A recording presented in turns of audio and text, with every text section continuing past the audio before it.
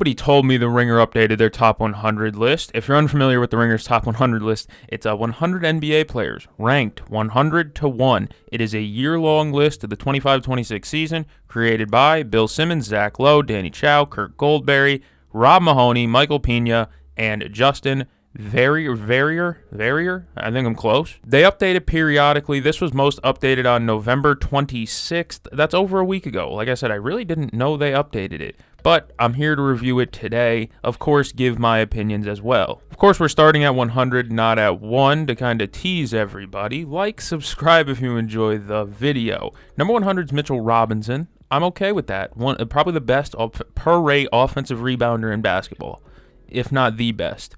Vucci Main, I thought he could be a little bit higher. Quickly, who's Steph Curry's? Oh my God. Yeah, he gets a lot of threes up.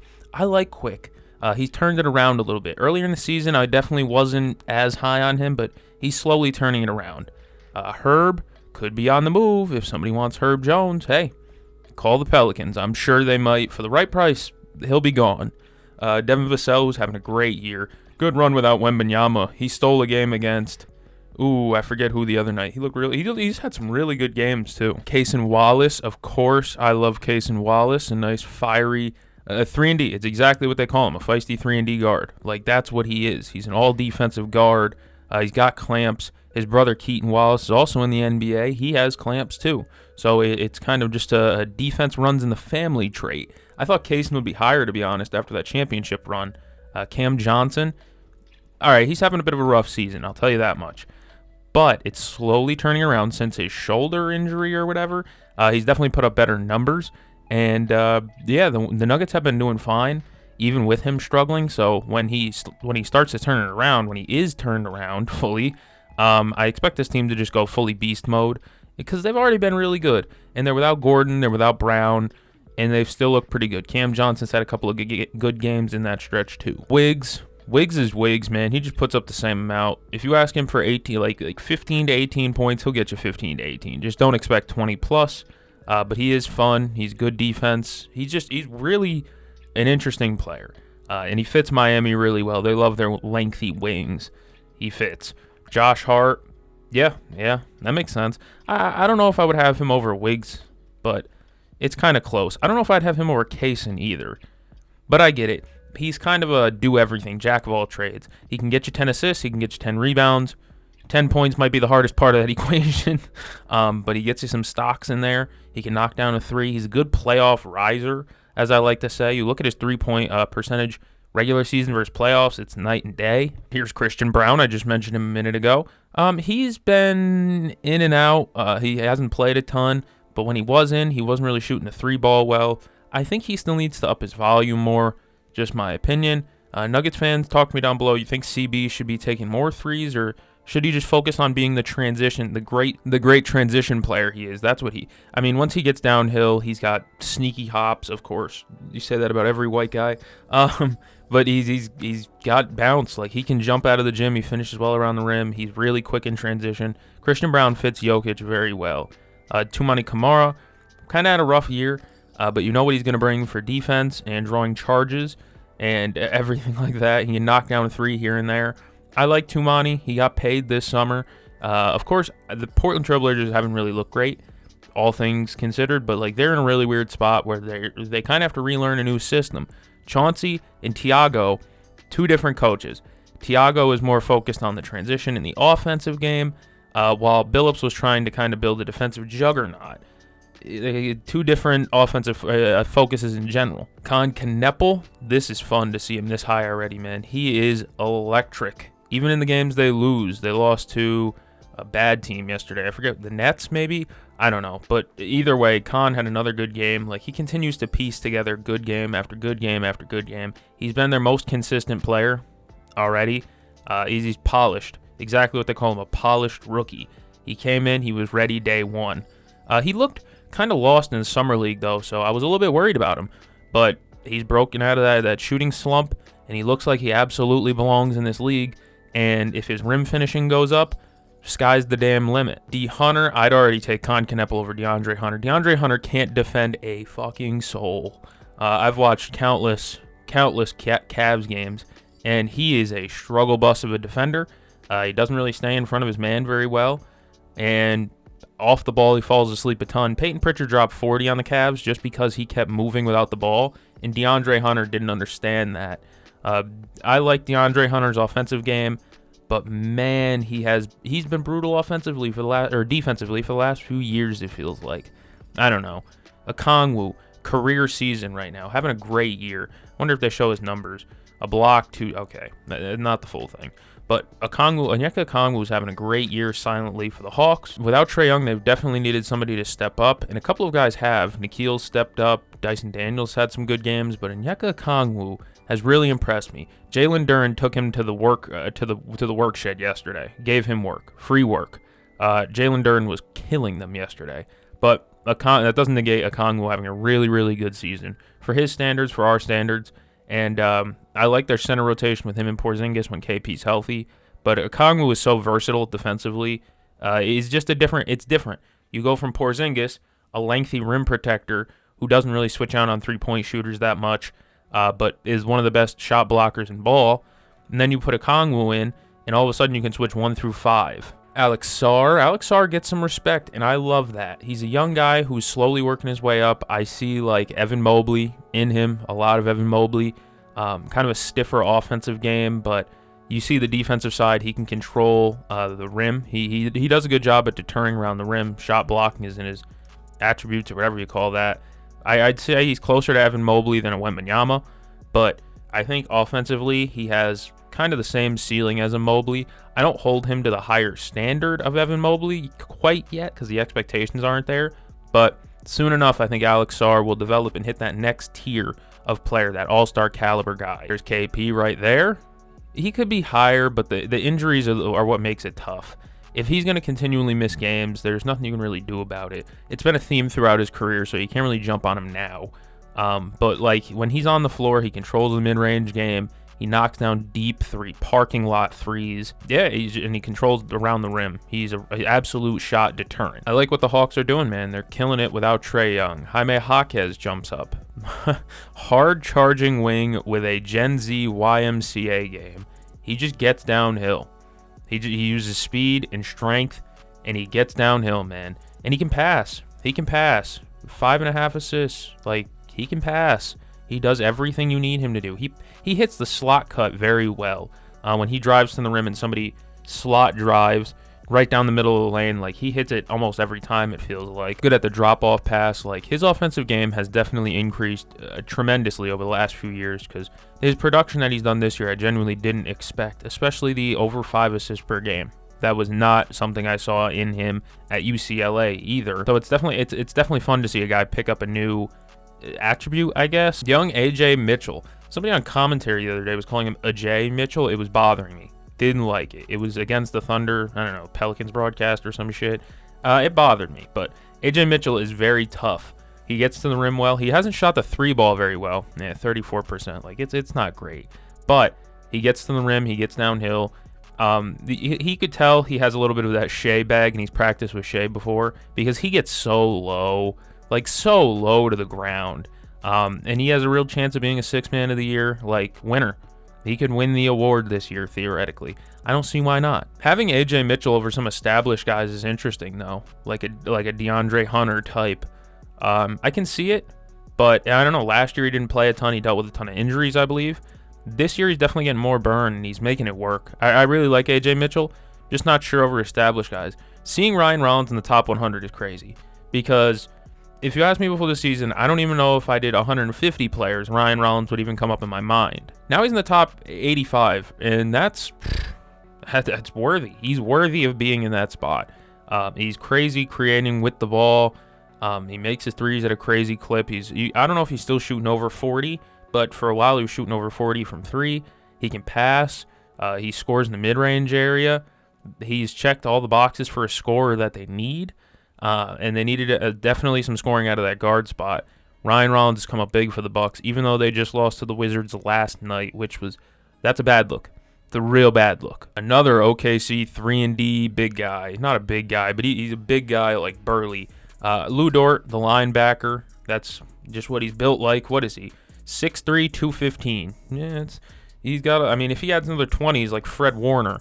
I like Lu Dort. He is so physical, and he hurts people. Like, not intentionally, but like he's so stocky, and he's so heavy that like running into him.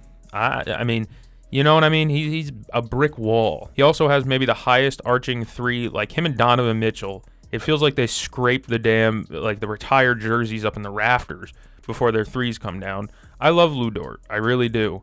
One of the best 3-and-D players in basketball. What's he shooting from three on the year? 33. Not great. But he did finish like top 5 in DPOY voting last year, so he deserves love. RJ Barrett. This is higher than I thought he would be for sure. I like RJ, probably not this much. I would probably take Lu Dort. I might even take AJ Mitchell over him. I don't know. I think he's a little bit too high for my taste. I don't mind RJ Barrett, but I think a lot of his production last year was due to just the product of being like in a team with nobody around. This year, he's all right. He definitely gets to his left hand efficiently. I don't know about 80. Feels a little bit high, but I understand if you want to have him higher because he has shown flashes of being like a good creator with the ball. So I don't hate it. Up next, Peyton Pritchard, double P, PP, fast PP. Peyton Pritchard just dropped 40 on the Cavs the other night. Like he has them games where you don't want to see him on the court. Like against Minnesota, they just bullied him. Quite frankly, they bullied him. And he comes back against the Cavs and has a crazy game. But either way, he matches up well on teams that actually run guards. If you have a Darius Garland type, or if you have, I don't know, a smaller guard on your team, Peyton Pritchard probably can work them.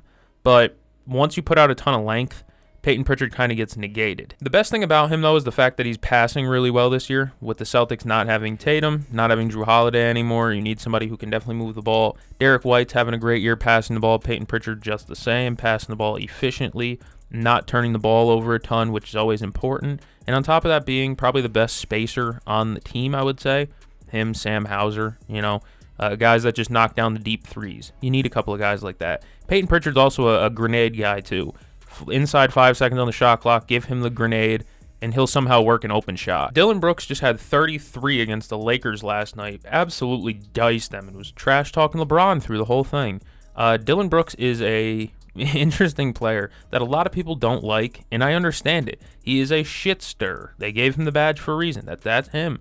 But what he does provide is some culture in that locker room. No matter where he's gone, that team has gotten at least a little bit better. And I'm not saying it's always Dillon Brooks, but like you think about it, Memphis with Dillon Brooks was way better than they are now. Houston with Dillon Brooks, they got Kevin Durant in exchange, but Dillon Brooks made them way more watchable last season. He helped. They needed him big time last season in Houston, and he gave them a good performance. And then this year in Phoenix is no different. No matter where he goes, he helps build culture because he's a guy who keeps you locked in on the game.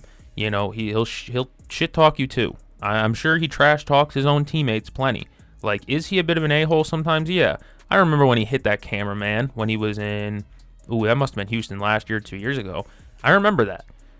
But at the same time, this is a guy who's won. Wherever he's gone, they've made the playoffs. He's been like a consistent a guy who's helped build culture around teams. He's a guy who, for the post-game interviews, will swarm his teammates. Like, he's a good teammate. I understand not liking him because when he's against your favorite team, he's an asshole. But man, he can knock down his threes, and he helps the locker room stay together. Debo, understandable. I don't know. DeMar versus RJ Barrett's a little bit closer than at least in my mind. I don't dislike DeMar DeRozan. He's done the same thing every year his entire career.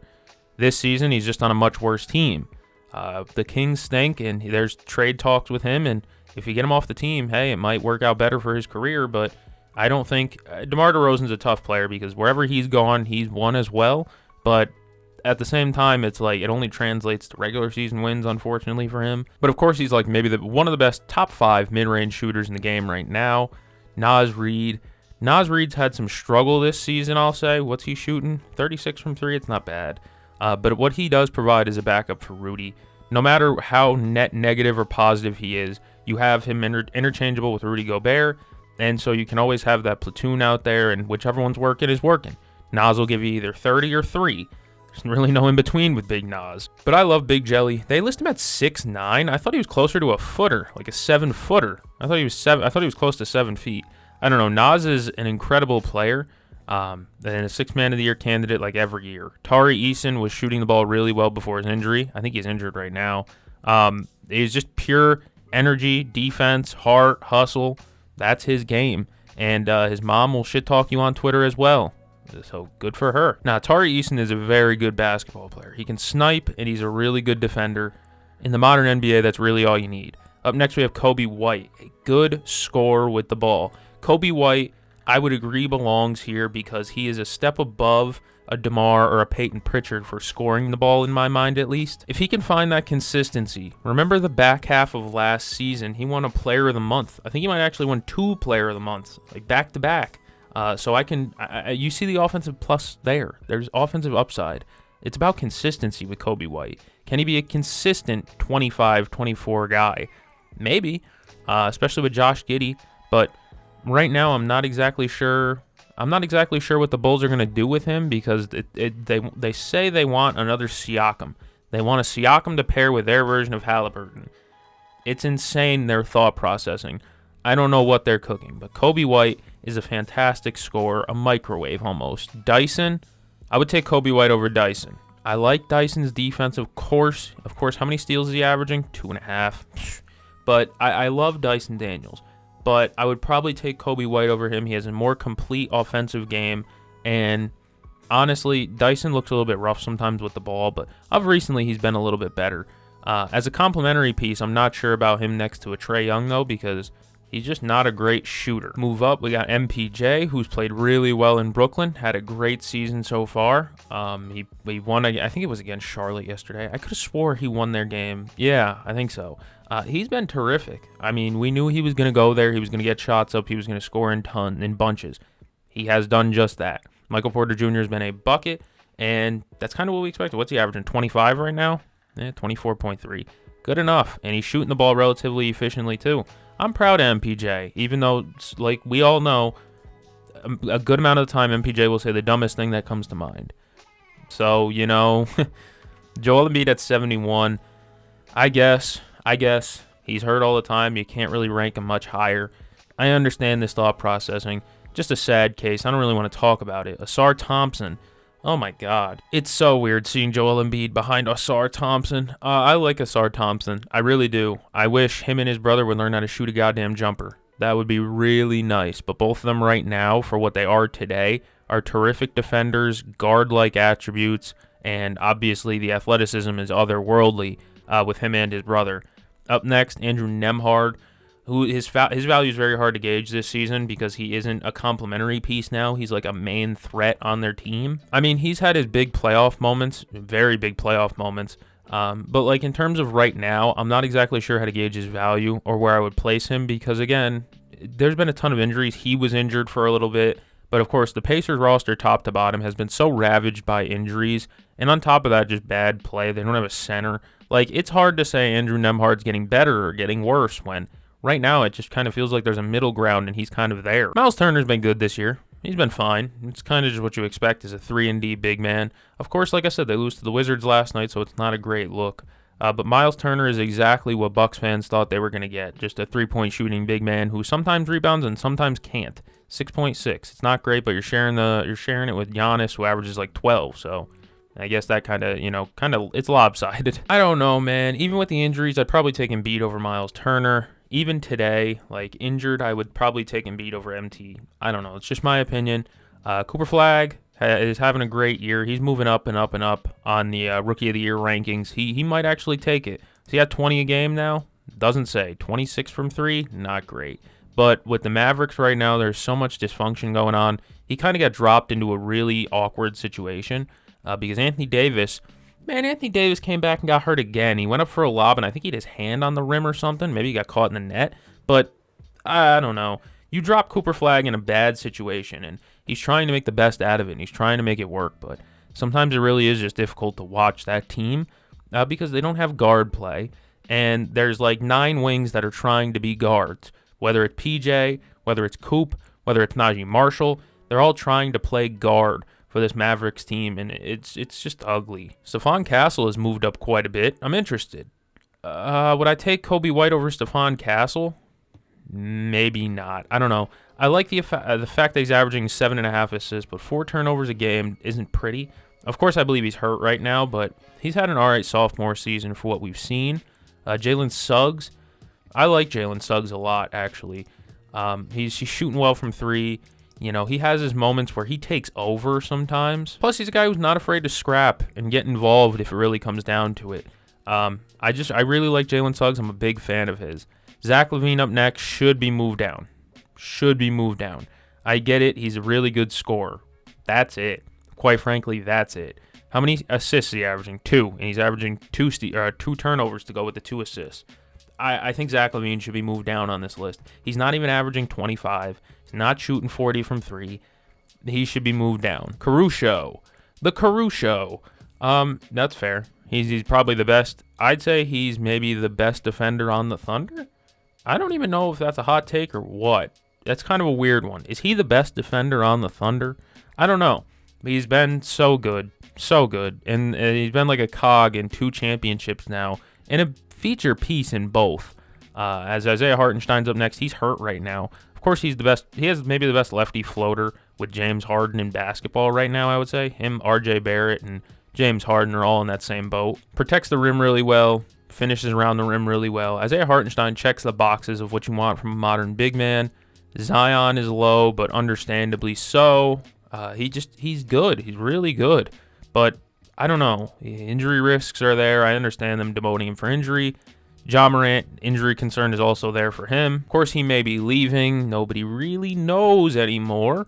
I don't know what to expect. Both of these guys being in the same draft class back-to-back, 1 and 2, and maybe neither one of them even coming close to winning anything with their team that drafted them is shocking, to say the least. If you went back in time and told me before that draft class that neither one of these guys would end up being top 50 players by 2025, I'd have laughed at you. Jarrett the Fro, I'm taking Zion injured over Jarrett Allen. I'm sorry. I've seen Jarrett Allen get moved and pushed around far too often for me to really like him like that.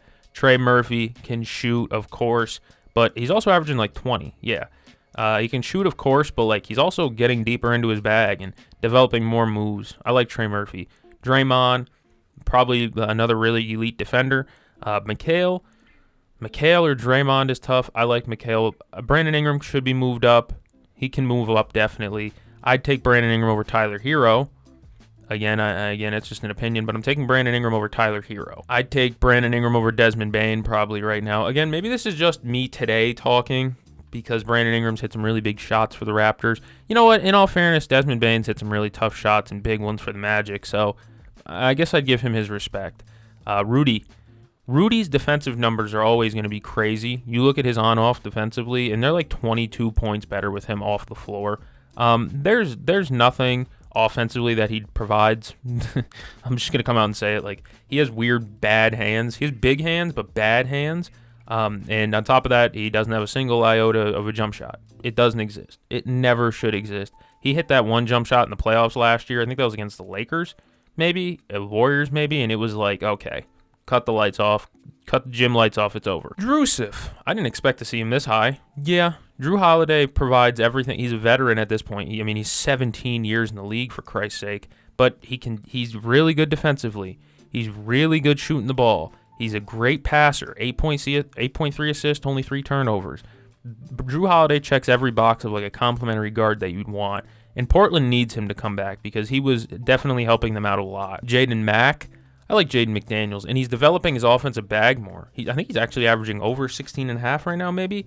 I'm just guessing, but his bag is getting deeper, and the Timberwolves look better when Jaden McDaniels is engaged, 100%. Melo. How is injury concern not here for LaMelo? I mean, it says constant injuries.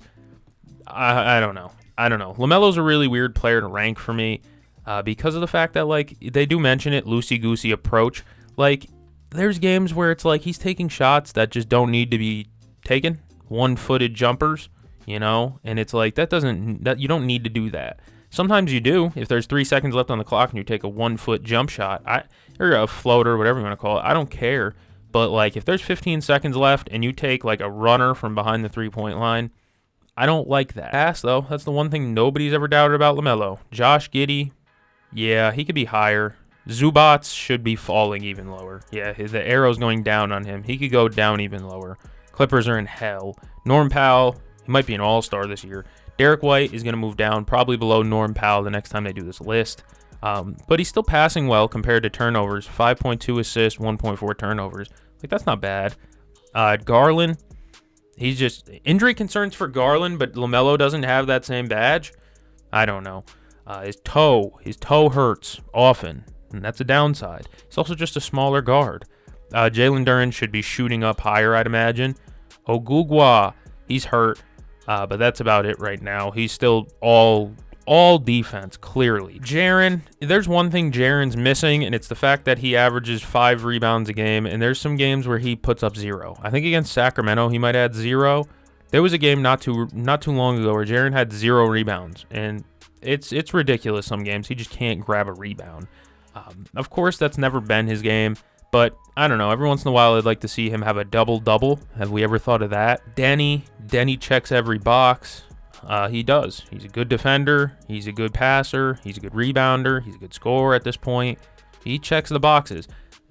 I don't know why Portland's not working right now, though why their team is struggling. I really, besides injuries, because injuries have ravaged them. They were starting Sidy Cissoko at point guard the other night. Like, I don't even know when Sidy Cissoko went to Portland. Trae Young can probably keep moving down. I would take Denny Avdia and Jaren over Trae Young at the moment.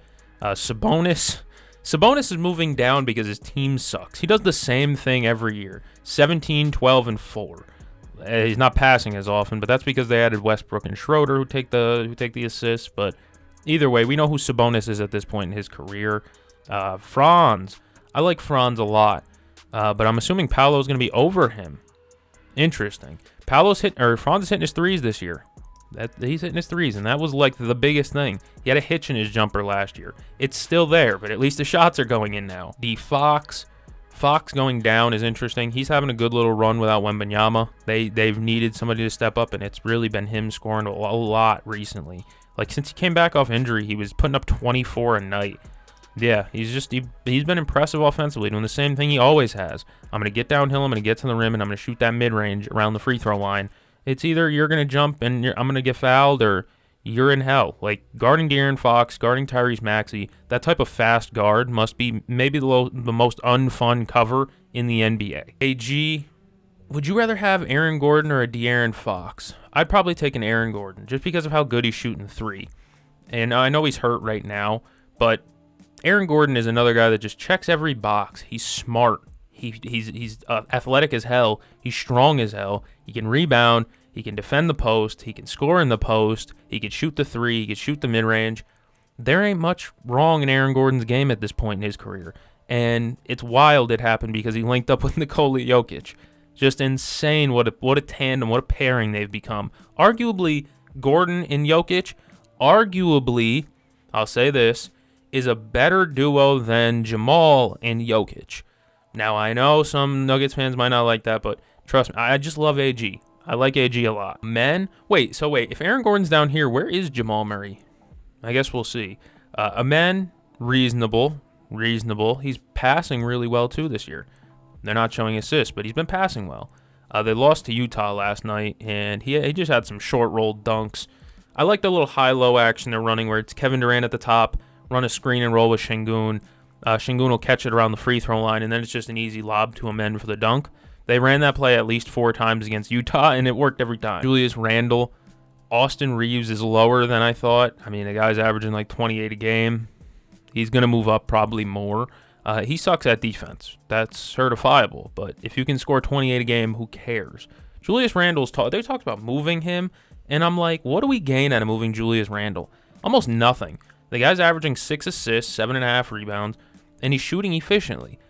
I don't know why. I mean, he's on a relatively team-friendly contract. Why are we even talking about moving him? Scotty Air Barney, he can move up even more. He's a great defender, man.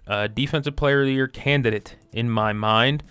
Shooting-wise, it's not bad. Barnes to me is like Josh Hart, but better. Like, just better. He's a jack-of-all-trades type. right? Like, he can score pretty well. He's not an elite rebounder, but he's a good rebounder. He's a good passer. He's great defensively.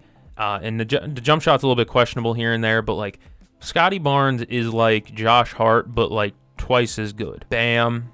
Understandable. He's falling a little bit, but him and Kalel are starting to work out together a little bit more, and I like that. Jamal. There's Jamal.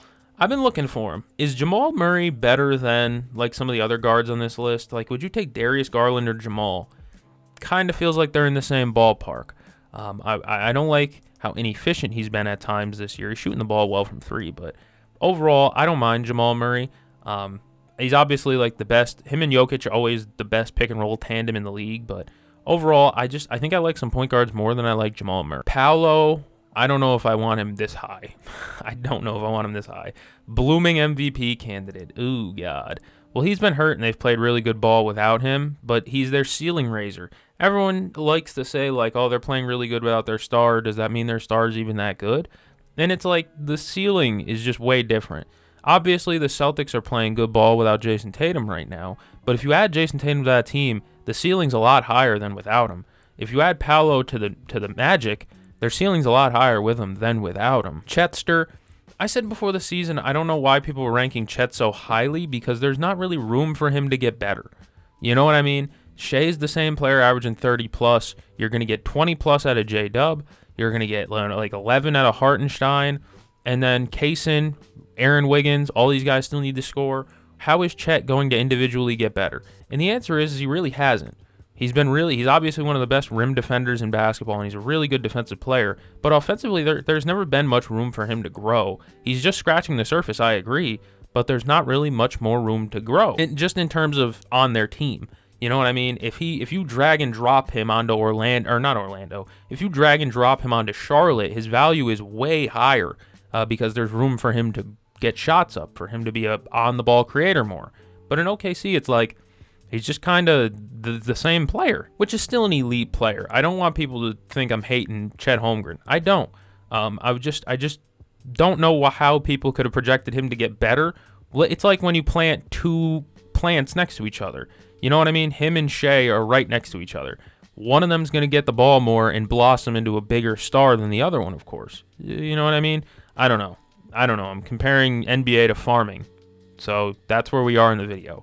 Lauri Markkanen's moved up, the best catch-and-shoot player in basketball. He always makes a bunch of tough, beautiful shots. Some team may make a move for him at the deadline. I hope so, but at the same time, I really don't know because his price tag is expensive, and rightfully so. He's averaging 28.5, shooting almost 38 from three. But at the same time, it's like, is he that much of a ceiling raiser for a team like Detroit?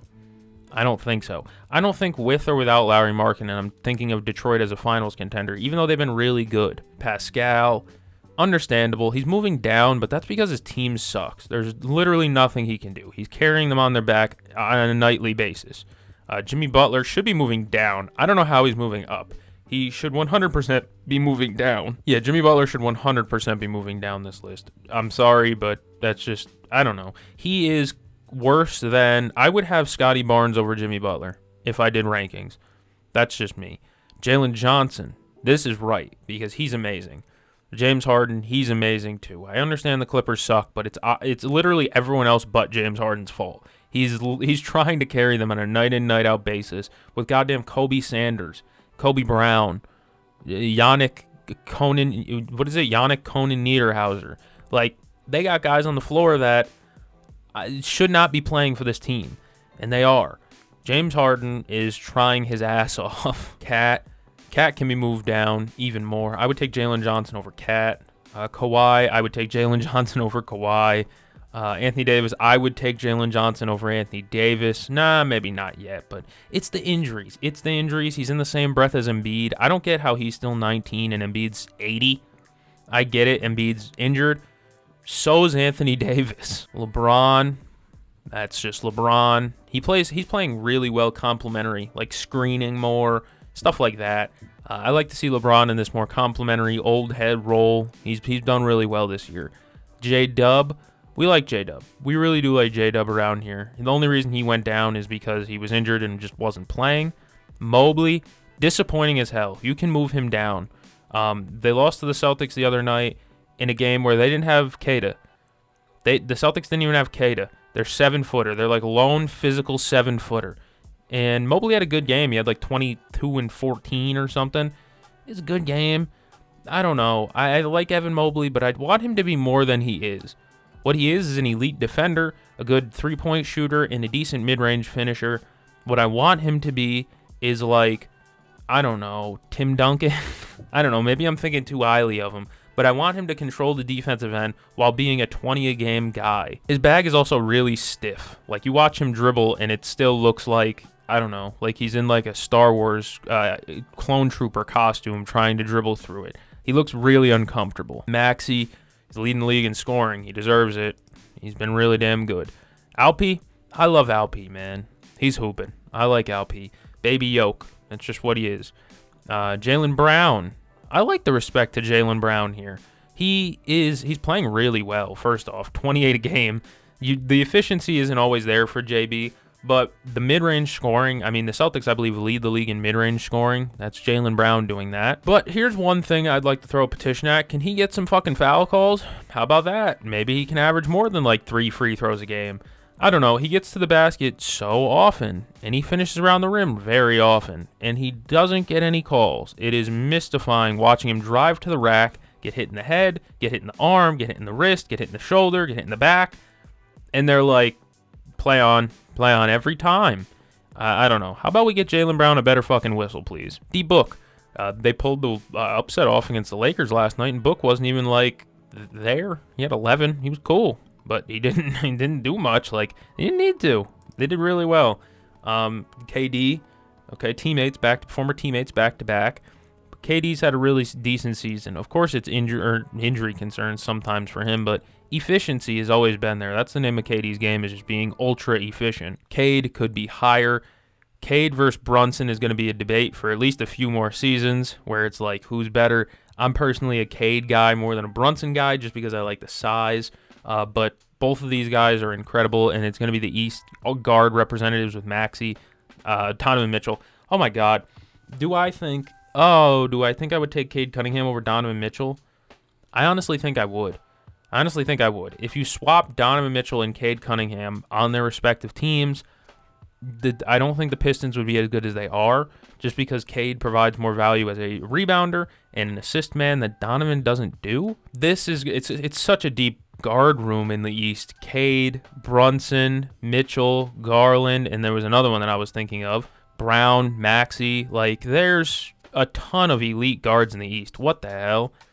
Steph's injured right now, so I won't speak ill on him. I will speak ill of his team, though. They suck, and it makes me happy. Anthony Edwards needs to close games more efficiently. I know that's a minor gripe, but Anthony Edwards needs to be better at closing games efficiently. Specifically, like against the Celtics, he hit a shot to end the game, basically, and it was a heave. Like, it wasn't good offense that got him that 3. It was a heave. Vic's injury woes have kind of, like, I don't know. I'd want to see him play 65 games before I put him as a top 5 player full time. But until then, I think they're getting the top 5 right. Luka Doncic, Giannis, Shea, Jokic. Right on the money as per usual inside about the top 5. They do the top 10 usually pretty well. That's it. That's the top 100, folks. If you enjoyed this video, like, subscribe. Let me know down in the comments what you would personally change. And like I said, if you enjoyed, like, subscribe. Thank you all for joining me. I'm going to go catch a game. See you guys in the next one.